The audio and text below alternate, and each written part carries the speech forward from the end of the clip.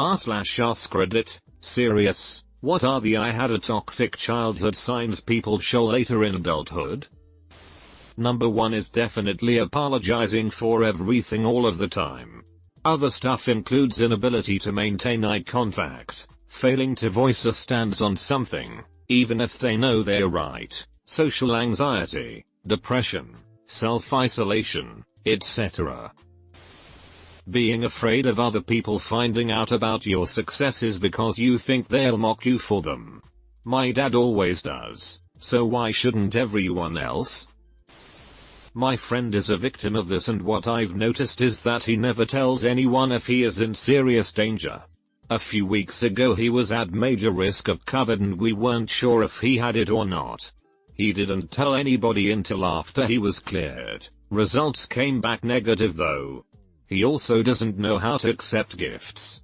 It's like he's never gotten one before.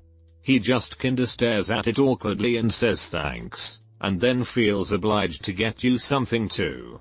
Like, I know he appreciates it, but I just think it's unfamiliar territory.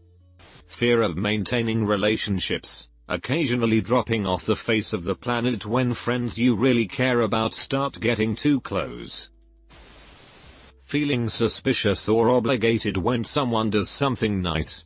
When things are okay, or even more intensely good, there is a feeling of impending doom and waiting for the other shoe to drop. There are many degrees of maladjusted behavior. I think the most bewildering people are the ones who grew up in undeniably messed up family situations, if you happen to just know this about them. But with great effort they manage to put together a front so that they look very average, ordinary, well-adjusted, and push onward and upward to a shiny, happy life. By appearances they do. Then you scratch beneath the surface, and voila, their private home life is just as much of a dysfunctional mess as whatever they grew up with.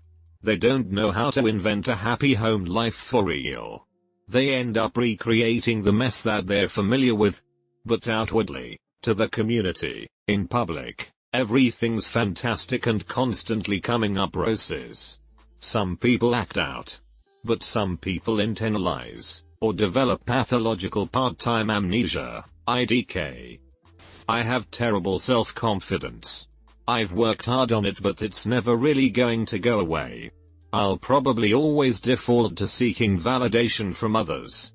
I can control it now, to the degree that it isn't really detrimental anymore, but it creeps in. I think what I recognize in other people is a certain cynicism. It can come out in a lot of ways, but it's there. It's the old "the abyss stares back at you" aphorism. You saw or heard or felt or understood some things some people never do, way too young, and it stayed with you. I don't know if any of you have ever heard someone say that they or someone else had the dread on them, but that's a good metaphor too.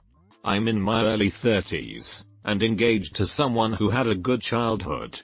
She isn't constantly expecting criticism and anger, or to be abandoned or humiliated. She knows what a happy family looks like. She's watched her parents fight and work the problem out. There is an optimism to her, like, underneath it all, she believes in positive outcomes. We don't have that.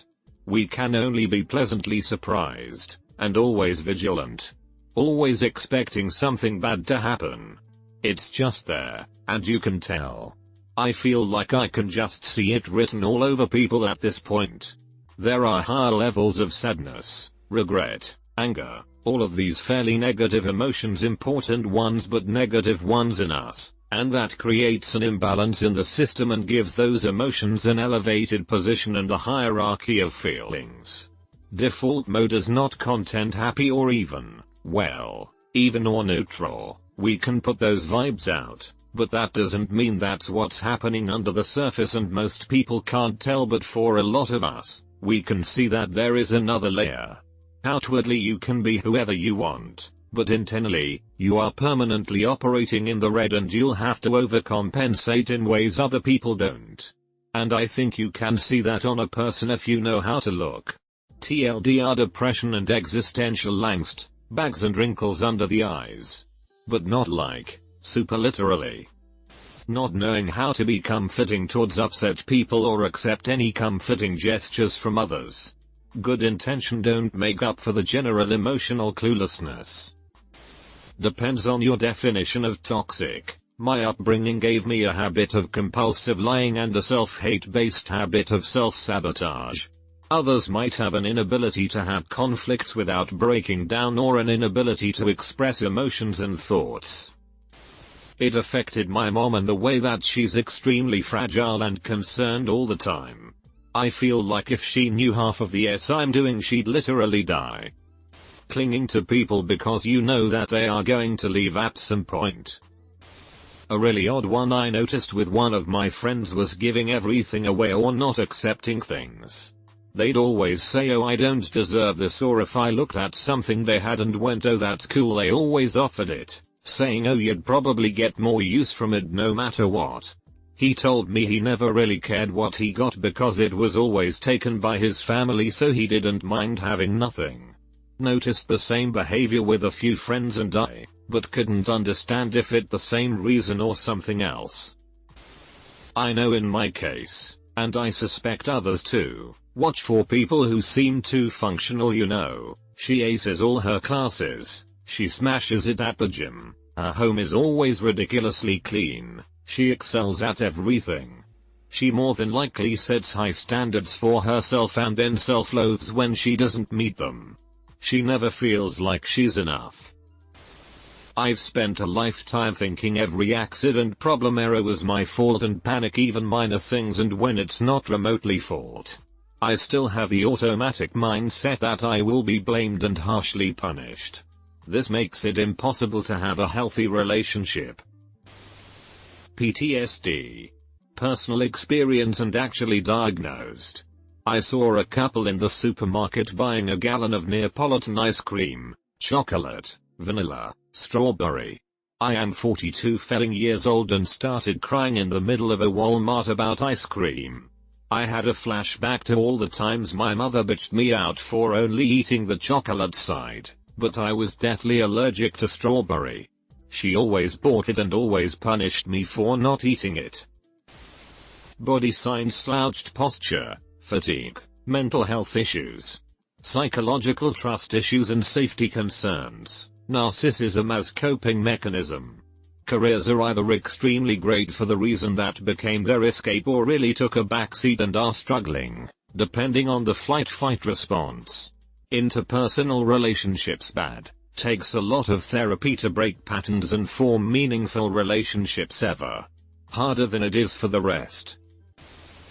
My husband's parents weren't the best. I've been trying to help him work through the permission asking for the last 8 years. He's getting better, but he would ask permission for things that he should just be able to do. Am I allowed to put carrots on the grocery list? Mostly it was with food we had. He always asked permission before eating any of the snacks we had, and it took a long time to convince him that it was just the food and we lived together, just eat it. Not knowing how to value yourself. They can tend to be attracted to toxic relationships in general. Sadly, it's because that is all they know. Somebody who grows up in a toxic environment can be completely oblivious to the fact that it is toxic until later on in life. Even then, they can be unconsciously attracted to the same old patterns that they knew growing up. I know an old friend of mine who didn't have a very good childhood, and she used to get into physical fights with her dad. She also didn't have many positive male role models in her life. When she got older, she kept on dating guys that treated her terribly, but she was reluctant to leave them. One of her boyfriends beat her so badly she had to go to hospital, and she said, well, he's not always like this. Once she dated a guy who didn't hit her and treated her very well, but after a few months she dumped him because he was boring. The current guy she's now dating does beat her up, unfortunately. Personally, the biggest leftover symptoms I show are, I hate being touched beyond a handshake, mistrust any attempt at help that I did not at first ask for, and as someone else on this post stated, I apologize for everything all of the time. Constantly wanting your significant other's attention because you never got that attention love when you were younger. Getting better on managing it though. Here are some symptoms. 1. Self-sabotage. Being afraid of being successful, getting intimate or showing vulnerability. 2. More likely to submit to peer pressure or abusive relationships, or more likely to isolate themselves because they think they aren't worthy of your attention. 3. People that get angry very quickly, or different ways in which the individual gets overwhelmed easily. 4. Substance abuse. Apologizing too much and being completely avoidant or too clingy in relationships. Also, true in my case, will refuse to have children in case they turn out like their abusive parents and abuse their kids. The sad thing is most errant, but it's how we see things. Oversharing. I was basically a feral child, so no one cared what I was doing. I told pretty much everyone everything about me just to have someone give a rest until I was 30. Unfortunately, now anyone who liked me telling them everything now thinks I hate them because I actually have some privacy. But now I can tell everything to my therapist and everyone else can practice minding their own business. Trust issues, lack of visible emotion, not being able to read social cues and not knowing the basic things taught to you by your parents. As one who grew up in one, it is serious self-doubt. Never thinking I can do anything right or even doing anything at all. Growing up, my mom never thought anyone could do anything right except her, and I mean anything in that sense. If she asked you to get her a cutlery and rinse it before bringing, she would go back and rinse it herself, with the excuse that you missed a spot. It was really that bad. Even as an adult, I still get told I didn't do something well even though others have praised my ability to do that thing. I never used to do anything unless I absolutely have to, cause I felt I wasn't good at anything or I won't do it well. Although I have started working on it, I still have my bad days. One thing that has really helped is doing things without telling her. Imagine applying for a job and even before you go for the interview you are already being asked if you can cope with the job. I just do my things and tell her afterwards. This has really helped me in some weird way. I feel like everyone is bringing up the sadness and expectation of failure and stuff like that. But one thing that I don't think people bring up enough is that sometimes when people have faced CPY lives, they fool themselves into optimism. They are optimistic about bad things, because they aren't nearly as bad as they've had it before, and they accept less because it's more than they've ever had. Then eventually that optimism breaks and they feel it all until they can fool themselves again. For me, it's not being a bother to anyone. I was told constantly I was a nuisance as a child. I was the last of 4. Very big gap between my siblings and me, so much I barely know them. I know my dad wasn't happy to get another child late in life. Mum just bunged me in a boarding school and went on with her career. She was pretty amazing though, being such a go-getter in the 60s and 70s. However, neither of my parents really took to late parenthood, and I know I was not very welcome. Every time something came up about or for me, it was a huge deal and I was a nuisance for it. So now, I never bother anyone with anything in case they feel the same, and I really can't get past it. I can't stand being a nuisance. Not being able to trust anyone because you never had any privacy as a child. Lacking confidence to pursue anything you're interested in because you were mocked or belittled for anything you showed interest in as a child. Rebelling in stupid ways because you have the freedom to do whatever you want as an adult, because your childhood was so sheltered and overprotected to where you didn't even dare step one toe out of line because there were always punishments for having your own opinions. Wanting to live your own life. Seemingly sweet, loving families can be just as toxic as obviously abusive ones, in different ways. Completely unable to set proper boundaries. Extreme submissiveness. Severely low self-esteem. Anxiety and depression. Hypervigilance. Very sensitive to any sort of criticism. Mental illness in general. Very poor coping skills. Taking responsibility for other people's emotions and behavior. Being very sensitive to rejection and abandonment.